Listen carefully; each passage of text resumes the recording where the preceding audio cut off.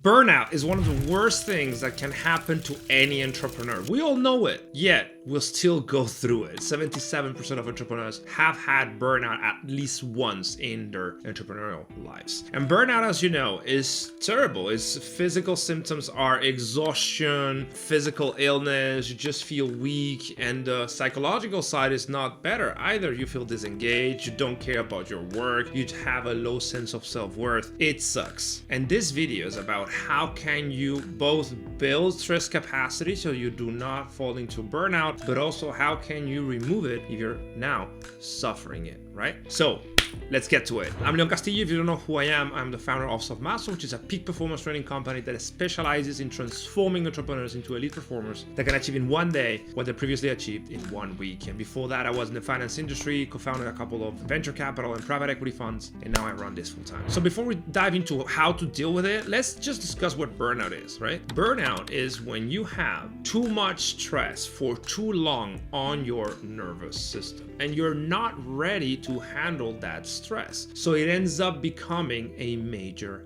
health problem that can even lead to a depression. So if we want to treat burnout, we need to understand that there's two variables at play. One is the amount of stress that we are daily subject to, but also what is our stress capacity, how well we are able to handle that stress. So every time we work with an entrepreneur that is very stressed to the point of burning out, this is the protocol we walk them through. So hopefully this is useful for you. Step one is about removing sources of stress that should not be there. Because listen, stress is not inherently bad. Stress, in fact, is good because it triggers hormesis. It triggers our ability to grow both physically and mentally. Without stress, we will always be in a state of dual catatonic non-activity.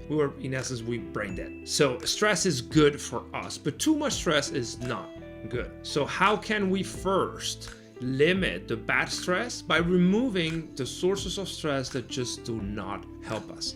And the most likely of those are technological stimulation. Chances are that you're spending too many hours glued to your phone, overcharging your nervous system, constantly refreshing threads, constantly looking for the next dopamine hit. In fact, I recently read a study that said that the average American spends like 7 hours on social media, not on their phones, which is a lot. And that obviously creates stress on your nervous system, even if you are not aware of it. So the first thing I would recommend is get off that treadmill, try to be at most 1 hour per day and see how better you start feeling. Now, strategy number 2 would be start going into nature more. Nature is where we evolved. We evolve outdoors. So we have a relationship with nature that helps us distress and connect with ourselves. In fact, there's research that proves that nature removes technostress. The Japanese call this forest baths. So not only stop looking at your phone, but also try to spend more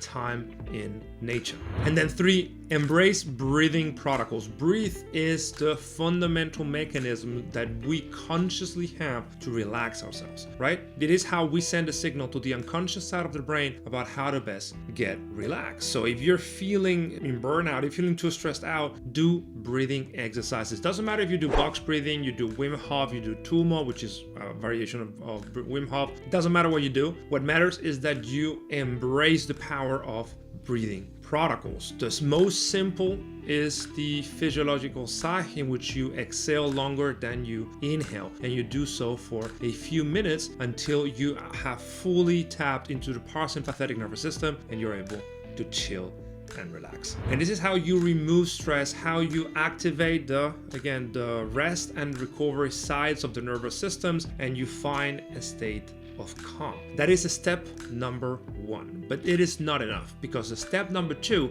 is to build capacity, is to be able to handle more stress over time. In fact, the last time I was burnout, which was like a year ago, I was training for a marathon. At the same time, I was training for an Ironman. At the same time, I was climbing mountains on the 3,500 meters without prior training, because I was getting ready for an expedition to the Himalayas with one of our clients, Francisco Hernandez. So I was doing tons of things at the same time while I was running a business and being a coordinator of 2 masters at IE University. So I was all over the place, too many things on my plate, and I just overcharged my nervous system with too many requests. guess what happened? I burned out, I injured myself, and it took me 1 month to recover. And I recovered doing exactly what I'm gonna be sharing with you in a moment. First, implement or mitigate stress. As we said in the beginning of the video, stress is good. It actually helps you build yourself. So if you're strategic about the sources of intense stress that you bring into your life, that will help you build that capacity. I like to do it through cold showers, sauna, and strong bouts of exercise, high intensity interval training. These 3 protocols help me build that stress and over time increase my stress capacity to the point that I'm able to handle things much easier.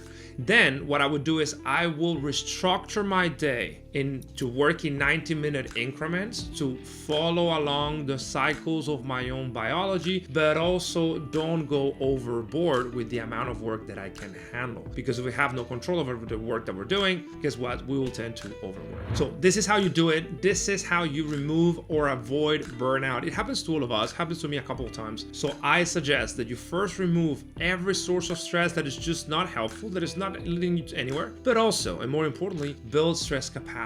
Make it a game to become stronger over time. Cold showers are a meme at this point, but they're nonetheless useful because it preps your mind not only to do the hard things, but also handle stress much more effectively. If you like this video, remember to like and subscribe so you never miss out on any video. Talk soon.